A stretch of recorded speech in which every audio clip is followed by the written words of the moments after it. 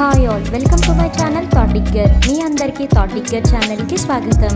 ఈ ఛానల్ మీకు పురాతన దేవాలయాలు, పురాణాలు మరియు పవిత్ర గ్రంథాలు, హిందూ ఆచారాలు, పండుగలు, పర్వదినాల గురించి మరియు ఈ ఆచారాల వెనుక దాగి ఉన్న పరమార్థాన్ని తెలియజేస్తుంది.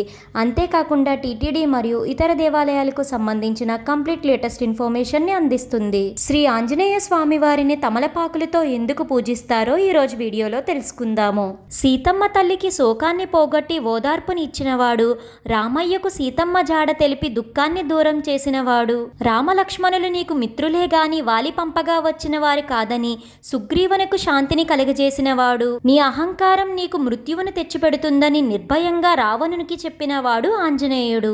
తమలపాకులను తరచుగా హిందూ సాంప్రదాయంలో శుభకార్యాలలో ఉపయోగిస్తారు. పూజలో వీటిని తప్పనిసరిగా వినియోగిస్తారు. ఆంజనేయ స్వామి వారిని తమలపాకులతో పూజించిన వారందరికీ సకల శుభాలు, ఆయురారోగ్యాలు కలుగుతాయని చెప్తారు. ముఖ్యంగా మంగళవారం, శనివారం, హనుమాన్ జయంతి రోజున విశేషంగా తమలపాకులతో పూజను నిర్వహిస్తారు. అంతేకాకుండా స్వామివారు ఎక్కువగా తమలపాకు తోటలోని, అరటి తోటలోని విహరిస్తూ ఉండేవారు. ఆంజనేయ స్వామివారు రుద్ర సంభూతుడు. తమలపాకులు శాంతిని ఇస్తాయి. అందువలన తమలపాకులతో పూజించడం వలన మనకు కూడా శాంతి, సుఖాలు లభిస్తాయని తమలపాకులతో స్వామివారిని పూజిస్తారు.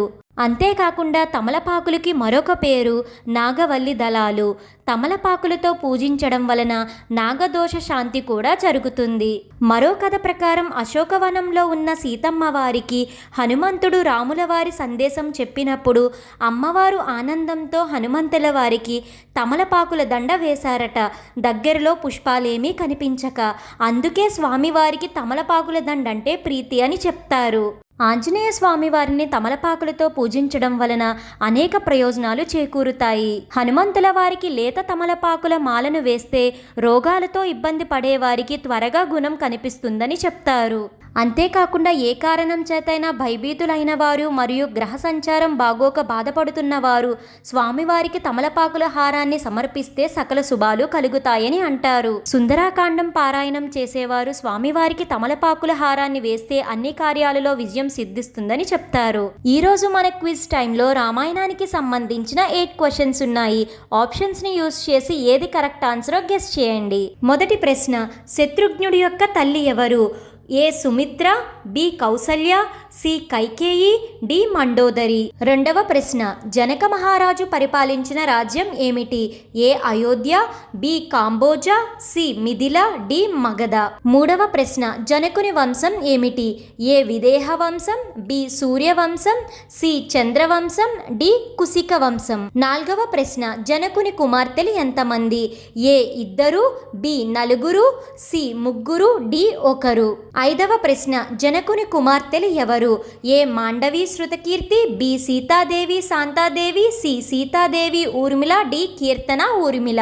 దశరథుని కుమార్తె శాంతాదేవి భర్త ఎవరు? ఏ భరద్వాజ మహర్షి, బి కుశధ్వజుడు, సి రఘు, డి ఋష్యశృంగుడు. ఏడవ ప్రశ్న, జనక మహారాజు కులగురువు ఎవరు? ఏ విశ్వామిత్రుడు, బి వశిష్ఠుడు, సి గౌతమ మహర్షి, డి శతానందుడు. ఈ వాల్టి చివరి ప్రశ్న, విశ్వామిత్రుని యొక్క తండ్రి ఎవరు? ఏ గాదిరాజు, బి రోమపాదుడు, సి వశిష్ఠుడు, డి ఇంద్రుడు. ఈ 8 క్వశ్చన్స్ కి సంబంధించిన కరెక్ట్ ఆన్సర్స్ కింద కమెంట్ సెక్షన్ లో పెట్టడం జరుగుతుంది. ఎవరు ఎన్ని క్వశ్చన్స్ కరెక్ట్ గా గెస్ చేశారో వెళ్ళి చూడండి. తెలుసుకున్నారు కదండి ఆంజనేయ స్వామి వారిని తమలపాకులతో ఎందుకు పూజిస్తారో, అసలు తమలపాకులకి హనుమంతుల వారికి ఉన్న సంబంధం ఏమిటో. ఈ వీడియో మీకు ఎంతగానో ఉపయోగపడుతుందని అనుకుంటున్నాను. మీ సపోర్ట్ కోసం ఈ వీడియోని లైక్ చేసి షేర్ చేయండి.